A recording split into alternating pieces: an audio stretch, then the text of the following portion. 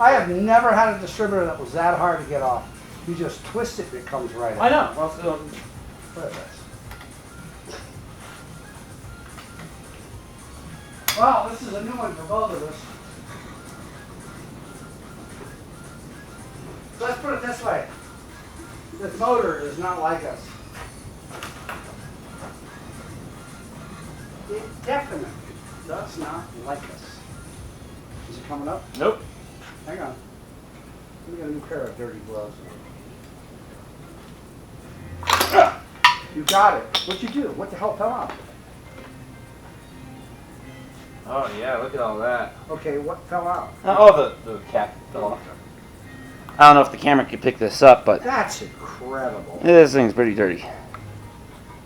Don't think it's ever Oh been. my, look at this. Look how dry it is. It's like it wasn't getting oiled. Probably wasn't. Stupid light. Is it either the engine's all sludged up or the thingy thing? It's possible the oil pump's not working.